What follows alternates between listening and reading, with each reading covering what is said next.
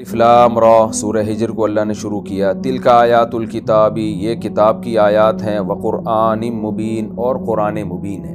ایسا قرآن ہے جو کھول کھول کے بیان کرتا ہے اپنے مضامین کو۔ ربما یود الذین کفروا، اللہ فرماتے ہیں بہت دفعہ ایسا ہوگا کہ کافر لوگ یہ تمنا کریں گے، لو کانوا مسلمین، کاش وہ فرما بردار ہوتے، مسلم ہو جاتے۔ یعنی آج تو آپ کو کافر دنیا میں ترقی میں ٹہلتے ہوئے پھلتے پھولتے عیاشی کرتے نظر آ رہے ہیں نا۔ آج تو شاید دنیا میں وہ یہ کہتے ہیں کہ اچھا ہے کہ ہم مسلم نہیں ہیں، ورنہ ہم پہ زنا پہ پابندی ہوتی، شراب پہ پابندی ہوتی، سود پہ پابندی ہوتی، یہ نمازوں کی پابندی، روزوں کی پابندی، 20 قسم کے 20 مسائل ہیں۔ تو وہ ان پابندیوں سے ظاہر ہے انسان نکلنا چاہتا ہے۔ تو اللہ فرماتے ہیں آج تو یہ کہہ رہے ہیں کہ پھلتے پھولتے ہیں اور مسلمانوں کا مذاق اڑاتے ہیں، لیکن یعنی قیامت کے دن ایسا ایک دفعہ نہیں، بار بار یہ تمنا کریں گے، لو کانوا مسلمین، کاش کہ یہ لوگ مسلم ہوتے۔ لہذا اے نبی آپ ان پر غمزدہ نہ ہوں، یا اے اہل اسلام تم غمزدہ نہ ہو ان کی حالت کو دیکھ کر، ذرہم، ان کو چھوڑ دو، یاکلوا، ان کو کھانے دو، ویتمتعوا، اور ان کو چاہیے کہ یہ مزے اڑائیں، یاکلوا، یہ کھائیں بھی، ویتمتعوا، اور یہ مزے بھی اڑائیں، وَيُلْهِهِمُ الْأَمَلُ، اور امیدیں ان کو غافل بھی رکھیں۔ یعنی جو انہوں نے امیدیں لگا کے رکھی ہے نا کہ جیسے دنیا ہماری مزے کی ہے تو آخرت میں بھی ہمیں مزہ ملے گا، یا ہم مر کے ختم ہو جائیں گے کوئی عذاب نہیں ہوگا، تو امیدیں انسان لگا لیتا ہے اپنے حال کو دیکھ کر۔ وہ یہ سمجھتا ہے کہ آج میں خوش ہوں تو ہمیشہ میں خوش رہوں گا۔ تو یہ جو خوش فہمیاں ہیں اس کو عمل سے تعبیر کیا قرآن نے۔ ان خوش فہمیوں نے ان کو غفلت میں ڈال دیا، یلہی کا معنی غفلت میں ڈال دیا۔ تو اب وہ آخرت کے بارے میں سوچنے کے لیے تیار ہی نہیں ہے۔ تو فسوف یعلمون، یعنی اے نبی یا اے اہل اسلام تم ان کو اپنے حال پہ چھوڑ دو۔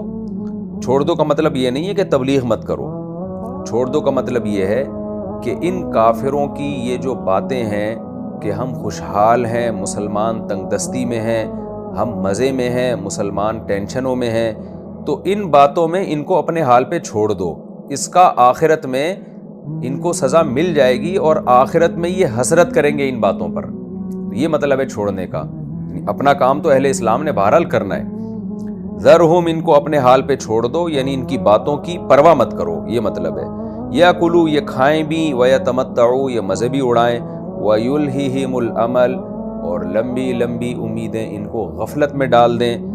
فَسَوْفَ يَعْلَمُونَ، پس ان قریب ان کو پتہ چل جائے گا، ان قریب رزلٹ سامنے آ جائے گا۔ وَمَا أَهْلَكْنَا مِنْ قَرْيَةٍ، اے اللہ ابھی تو بستیوں کو ہلاک کیوں نہیں کر دیتا، ابھی تو ان نافرمانوں کو ہلاک کیوں نہیں کر دیتا؟ اللہ کہتے ہیں میرا قانون ہے، وَمَا أَهْلَكْنَا مِنْ قَرْيَةٍ، ہم کسی بھی بستی کو ہلاک نہیں کرتے، الا ولہا کتاب معلوم، مگر اس بستی کے لیے ایک مکتوب، کتاب بمانا مکتوب، لکھی ہوئی چیز کو کہتے ہیں۔ ایک لکھی ہوئی چیز ہوتی ہے، دستاویز ہوتی ہے جو اللہ کے علم میں ہوتی ہے۔ معلوم کا مطلب اس کا علم اللہ کو ہوتا ہے، تو پہلے سے ریٹن ہے، ہر چیز لکھی ہوئی ہے کہ کس بستی کو کب ہلاک کرنا ہے کب نہیں کرنا، تو وہ اپنے ٹائم پہ ہی اس پر عذاب آئے گا، اس سے پہلے نہیں آتا۔ ما تسبق من امت، کوئی امت سبقت نہیں کر سکتی اجلہا، اپنی اجل سے۔ جو اللہ نے اس قوم کی ہلاکت کا وقت رکھا ہے اس سے پہلے کوئی بستی ہلاک نہیں ہو سکتی۔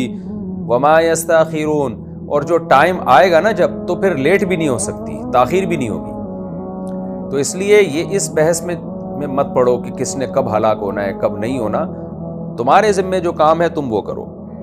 وقالوا یا ایھا الذی نزل علیہ الذکر، پھر اللہ اہل کفر کا نبی صلی اللہ علیہ وسلم کے ساتھ جو بد اخلاقی والا رویہ تھا اس کا تذکرہ کرتے ہیں، تاکہ پیغمبر صلی اللہ علیہ وسلم کو تسلی ہو اور نبی کو تسلی ہو کہ اللہ ان کے طعنے سن رہا ہے۔ جو وہ نبی کو طعنے دیا کرتے تھے نا آپ صلی اللہ علیہ وسلم کو کتنا غضب آتا ہوگا کہ میری تعلیمات کتنی پاکیزہ ہیں اور یہ میرے ساتھ کیا سلوک کر رہے ہیں، کتنی پاکیزہ تعلیمات تھی۔ میں ابھی یورپ میں تھا نا، تو میں نے ولاگ میں بھی اس کا تذکرہ کیا کہ مراکش، وہاں میں کسی مسجد میں تھا پیرس میں، تو قرآن کی تلاوت ہو رہی تھی۔ میری عادت ہے میں کوئی بھی قرآن کی تلاوت کر رہا ہوتا ہے نا تو 2-3 آیتیں تو میں غور سے سنتا ہوں، اور کمال کی بات یہ کہ قرآن جب بھی آپ کہیں سے بھی سنیں گے نا، اس کی تعلیمات بہت ہی پاکیزہ ہوتی ہیں، سمجھ میں آ رہی ہوتی ہیں، نیچر کو اپیل کر رہی ہوتی ہیں۔ تو چونکہ میں وہ کیمرہ میرے ہاتھ میں تھا اور کچھ بوڑھے لوگ بیٹھے ہوئے تلاوت کر رہے تھے، تو میں نے غور کیا کہ یہ کیا کون سی آیت پڑھ رہے ہیں۔ تو وہ فوراً جو آیت سامنے آئی، ان الذین یأکلون اموال الیتامی ظلما انما یأکلون فی بطونہم نارا، بے شک وہ لوگ جو یتیموں کا مال ناحق کھاتے ہیں وہ اپنے پیٹ میں آگ کے انگارے بھر رہے ہیں۔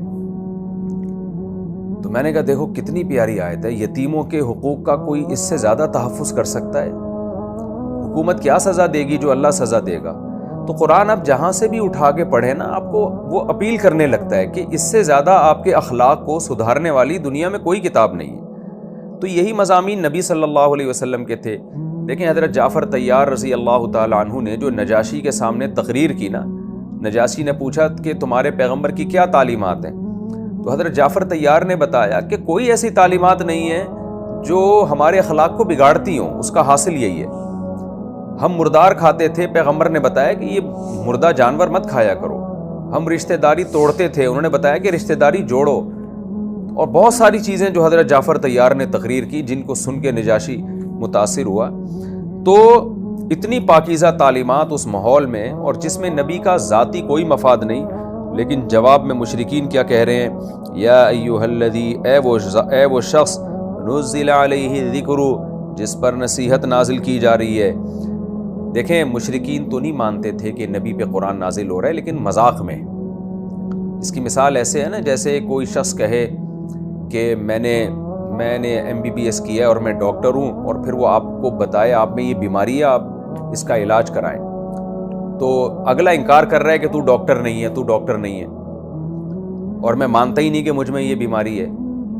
تو ایسے موقع پہ طنز میں کیا کہے گا کہ ہاں بھائی ڈاکٹر صاحب، جو بڑے ڈاکٹر بننے کا دعویٰ کرتے ہیں، جنہوں نے پورا کورس کیا ہوا ہے، آپ بتائیں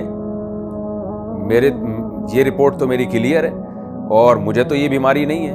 تو ایسے موقع پہ اس کو طنز کے طور پہ کہا جاتا ہے کہ ڈاکٹر صاحب، یا جو یہ دعویٰ کر رہے ہیں کہ میں ڈاکٹر ہوں یا میں انجینئر ہوں، تو اس کی یہ مذاق کے طور پر ہوتا ہے۔ تو یہاں بھی یہ نبی صلی اللہ علیہ وسلم کا مذاق اڑانے کی نیت سے کہہ رہے ہیں کہ اے وہ شخص جس پر نصیحت نازل کی جاتی ہے، تو اصل میں معاذ اللہ دیوانہ ہے۔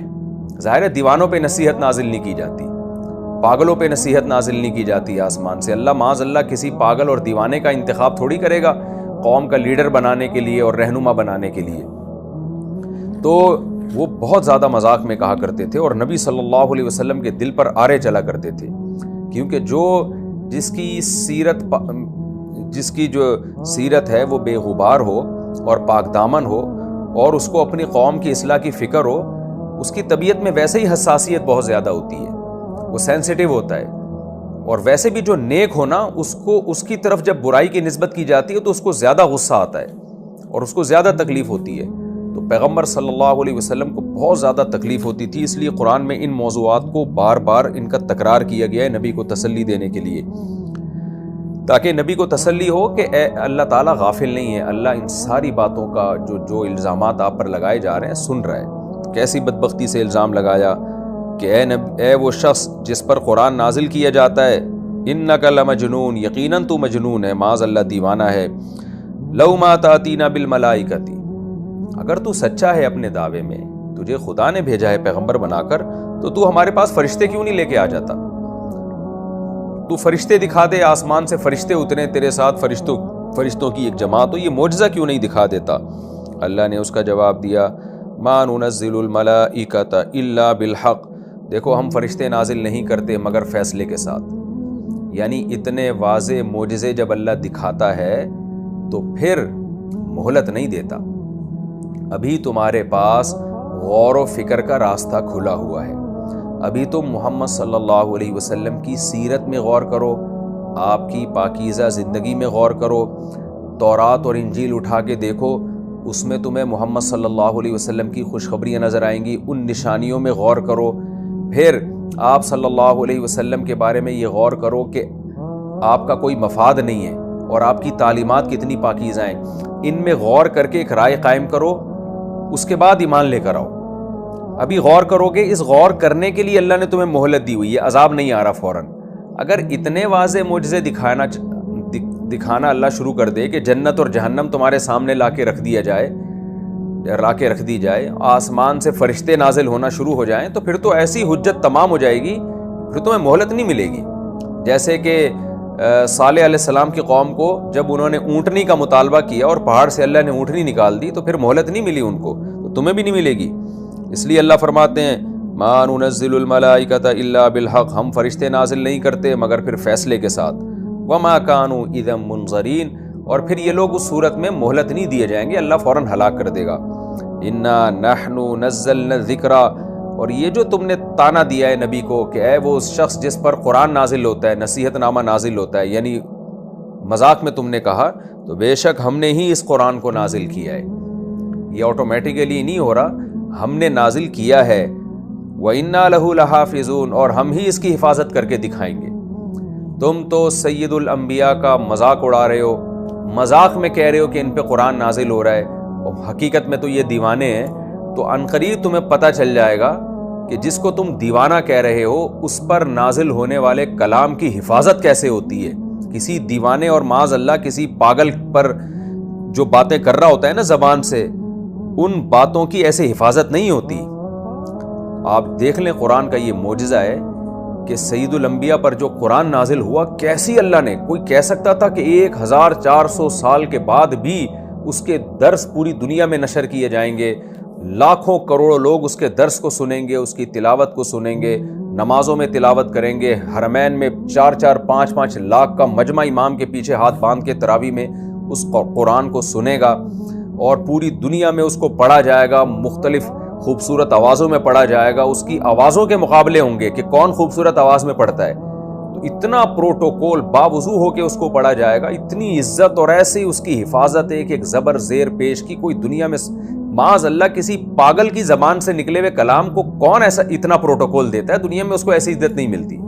تو یہ میں حیرانگی کی بات یہ ہے کہ دیکھیں جب یہ قرآن نازل ہو رہا تھا تو اس وقت تو 10 آدمی بھی اس کو سننے والے نہیں تھے۔ جب یہ سورہ ہجر تو مکی آیت ہے نا، مکی صورت ہے، مکہ میں نازل ہوئی ہے، اس وقت تو چاروں طرف سے نبی کی مخالفت ہو رہی تھی۔ مدینہ میں کوئی یہ نبی کو تانا نہیں دے سکتا تھا کہ آپ دیوانے ہیں، صحابہ پکڑ لیتے اس کو اریسٹ کر لیتے، اس کو سزا ملتی۔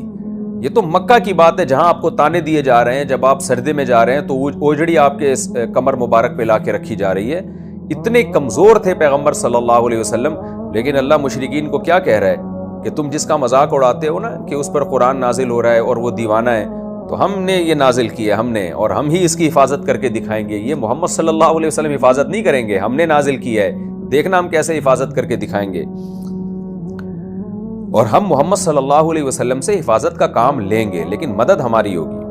وَلَقَدْ أَرْسَلْنَا مِن قَبْلِكَ فِي شِيَعِ الْأَوَّلِينَ، اب نبی کو تسلی دی جا رہی ہے کہ اے نبی یہ تانے صرف آپ کو نہیں دیے گئے مجنون دیوانے ہونے کے، ہم نے آپ سے پہلے بھی پچھلے شیع الاولین، پچھلوں کی قوموں میں بہت سارے پیغمبر بھیجے ہیں، سب پیغمبروں کے ساتھ یہی کچھ ہوا۔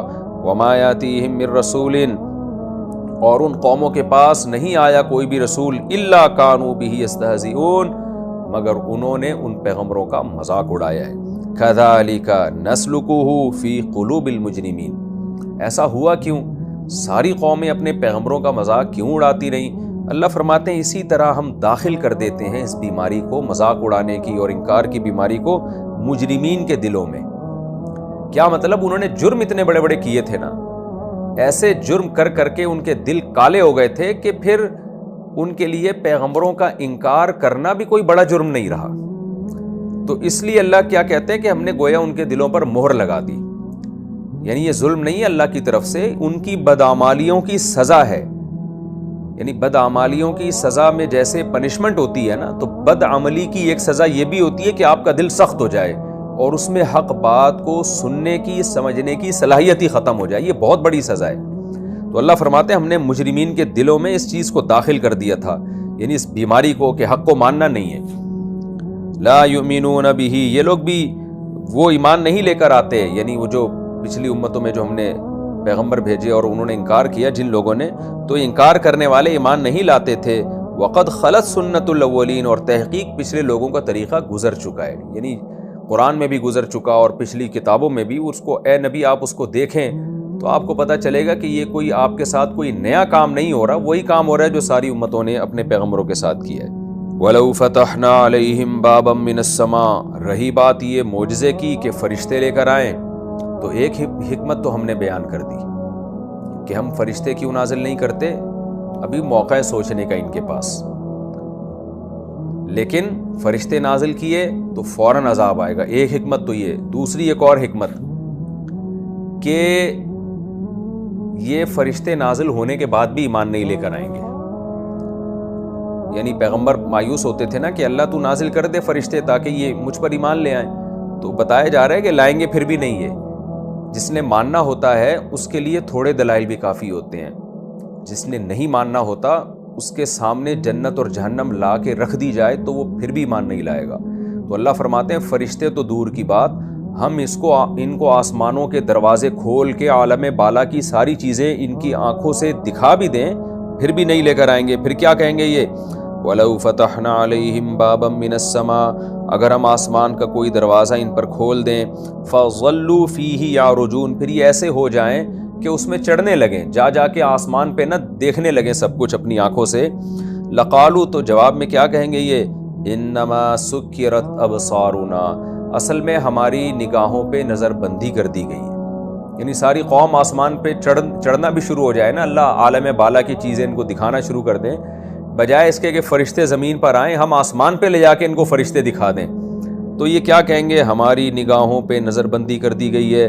بلکہ نہیں، نظر بندی تو خالی نگاہوں پر ہوتی ہے نا، ہم پہ تو پوروں پہ جادو کر دیا گیا ہے۔ تو یہ مانیں گے پھر بھی نہیں، بلکہ اس کو جادو کہہ کر یہ اس معجزے کا انکار کر دیں گے۔ یہ ہمارا رکوع کمپلیٹ ہوا، اس میں ہمیں کیا پتہ چلتا ہے؟ چند جو خلاصے کے طور پر چند علمی نکات میں بیان کر دیتا ہوں۔ پہلی بات یہ کہ ایمان اور اسلام بہت بڑی نعمت ہے۔ آج کتنے لوگ یورپ، امریکہ اور مغربی ممالک میں جا کے آہستہ آہستہ ان کی نسلیں اسلام سے دور ہو جاتی ہیں، تو اللہ فرماتے ہیں قیامت کے دن ایک بار نہیں بار بار تمنا کرو گے کاش ہم امت محمدیہ میں ہوتے، کاش ہم نے کلمہ پڑھا ہوتا، کاش ہم مسلم ہوتے۔ تو اسلام بہت بڑی نعمت ہے، اس کو دل و جان سے اپنے سینے سے لگا کے رکھیں، اپنے اولاد کے ایمان کی فکر کریں، ہلکا نہ سمجھیں اس کو۔ آج غیر مسلموں کی کچھ اچھی خصوصیات اور اچھی صفات دیکھ کر ہم ان کو اچھا کہنا شروع کر دیتے ہیں۔ ٹھیک ہے، جو اچھی صفات ہیں ان اچھی صفات کو اچھا ہی کہا جائے گا، اچھی عادتوں کو اچھا ہی کہا جائے گا، لیکن ایمان سے بڑھ کر نہیں ہے۔ وہ سب سے بڑی نعمت اللہ کی نظر میں ایمان ہے۔ تو اللہ فرمائیں گے جتنے بھی غیر مسلم ہیں قیامت کے دن تمنا کریں گے کاش ہم بھی مسلم ہوتے، کاش ہم نے بھی اسلام قبول کیا ہوتا۔ تو اس لیے ان کو اس حالت پہ چھوڑ دینے کا حکم ہے۔ چھوڑ دینے کا مطلب یہ کہ ان کے تانوں کی پرواہ مت کرو، انجام کا انتظار کرو بس، کیونکہ یہ تو تمہیں تانے دیتے ہیں نا غربت کے اور یہ سب چیزوں کے، تو انجام کا انتظار کرو۔ تو یہ پہلے نقطے کی بات ہمیں پتہ چلتی ہے کہ ایمان کی اور اسلام کی اہمیت۔ دوسری بات یہ کہ نیک لوگوں کو ہمیشہ سے تانے دیے گئے ہیں مجنون اور دیوانہ ہونے کے، حالانکہ خود وہ مجنونوں والی باتیں کرتے تھے، پتھروں کے بنے ہوئے بتوں کے سامنے جھکنا اور مردار کھانا، اور یہ ساری چیزیں یہ دیوانگی تھی اصل میں۔ اور پیغمبر کی تعلیمات کتنی واضح، مگر ان کو دیوانہ کہا جا رہا ہے۔ آج بھی ہم نے دیکھا ہے ساری دنیا مولویوں کے پیچھے پڑی رہتی ہے، مولوی ایسے، مولانا ایسے، علماء ایسے، مذہبی اسکالروں کے مخالفت میں لگی رہتی ہے، اور خود جو باتیں کر رہے ہیں، جو کام کر رہے ہیں، آپ ان کی حرکتیں دیکھیں، قوانین کیسے الٹے پاس ہو رہے ہیں ان کے ہاں۔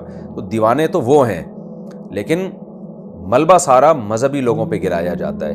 تو جو بھی دین کی دعوت اور تبلیغ میں لگے ہوئے ہیں ان کو ان تانوں کی بالکل پرواہ نہیں کرنی چاہیے۔ کیوں؟ اس لیے کہ جیسے اللہ نے اپنے حبیب صلی اللہ علیہ وسلم پر جو کلام نازل کیا، اللہ نے فرمایا کہ میں اس کی حفاظت کروں گا۔ تو جو بھی اللہ کے دین کی دعوت اور تبلیغ میں لگا رہے گا اور لوگوں کی پرواہ نہیں کرے گا، اللہ اس کی دعوت کی خود حفاظت کریں گے۔ یہ دوسرے نقطے کی بات پتہ چلتی ہے۔ اور تیسری بات کہ قرآن نے جو دعویٰ کیا اِنَّا نَحْنُ نَزَّلْنَا الذِّكْرَ وَإِنَّا لَهُ لَحَافِظُونَ، ہم ہی اس قرآن کی حفاظت کریں گے۔ دیکھیں اللہ نے اس وعدے کو کیسا پورا کر کے دکھایا۔ جب یہ قرآن کی آیتیں نازل ہو رہی تھیں تو قرآن کا بہت تھوڑا حصہ نازل ہوا تھا اور بہت تھوڑے لوگ اس کو جانتے تھے۔ کیسا اللہ نے اس کو عزت دی ہے، یہ تو وہ معجزہ ہے جس کا دنیا میں کوئی انکار نہیں کر سکتا کہ جب حفاظت کے ذرائع اور وسائل بھی نہیں تھے تو کیسی اللہ تعالیٰ نے اس کی حفاظت کی ہے۔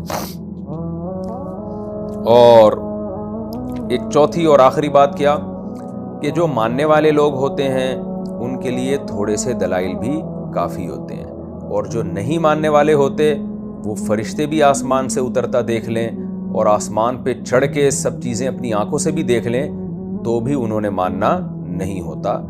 تو ہمیں اپنے بارے میں بھی یہ سوچنا چاہیے کہ ہم ماننے والے لوگوں میں ہیں یا انکار کرنے والے، اور دوسروں کے بارے میں بھی کہ آپ کے دلائل سے اگلا اگر متاثر نہیں ہو رہا تو اس کی فکر چھوڑ دیں، کیونکہ اللہ نے خود کہہ دیا ہے کچھ تھوڑی دلیل سے بھی متاثر ہو جاتا